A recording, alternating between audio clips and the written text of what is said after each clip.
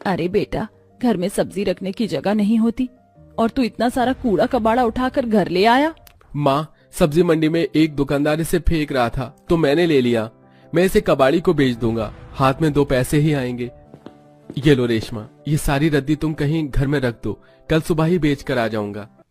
रेशमा वो सारी रद्दी उठाकर घर में रखने लगती है। तभी उसकी नजर कुछ किताब पर पड़ती है और वो उनमें से कुछ किताबें छांटकर अपने परिवार से कहती है, अरे इतनी महंगी महंगी किताबें भला कौन रद्दी में फेंक सकता है। आप जानते हैं कि एक किताब 1500 की आती है।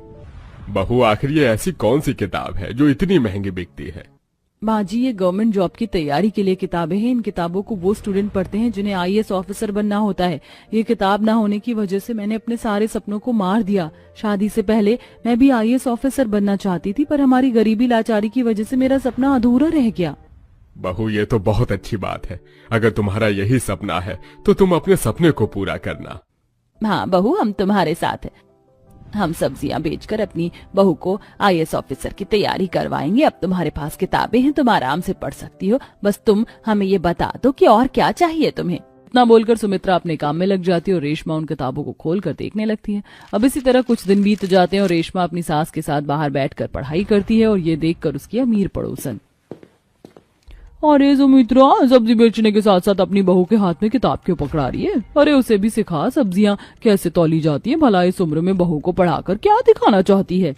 बहन, मेरी बहू आईएएस ऑफिसर बनना चाहती है और मैं तो बस अपनी बहू का सपना पूरा करना चाहती हूँ। और जब मैं हूँ सब्जी बेचने के लिए तो मेरी बहू को क्या जरूरत है सब्जी तौलने की? बुरा मत मानना बहन, पर इंसान की जितनी चादर हो उतना ही पैर फैलाना चाहिए। कभी भी गरीब इंसान आईएएस ऑफिसर नहीं बन सकता। आईएएस ऑफिसर तो मेरी बहू ही बनेगी।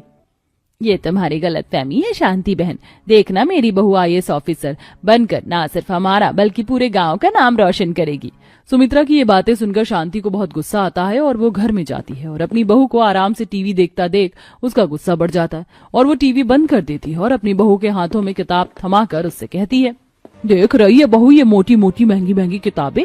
ये किताबें मैंने इसलिए खरीदी थी ताकि मैं अपने बच्चों को पढ़ा लिखा सकूं, पर भगवान ने तो मुझे बेटी ही नहीं दी और बेटे ने भी अपने मन की इसीलिए अब तू मेरा सपना पूरा करेगी। मैं चाहती हूँ कि हमारे घर से कोई तो हो जो आईएएस ऑफिसर बने और तू इतनी पढ़ी लिखी है, तू इस ऑफिसर की तैयारी कर।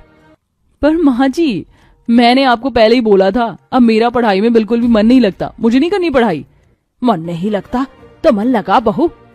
तुझे मेरा सपना पूरा करना है और इस गरीब सुमित्रा को दिखाना है कि आईएएस ऑफिसर गरीब की बहू नहीं बल्कि अमीर की बहू बनेगी। शांति जबरदस्ती अपनी बहू को आईएएस ऑफिसर की पढ़ाई करने को बोलती है। समय यूं ही बीतता है।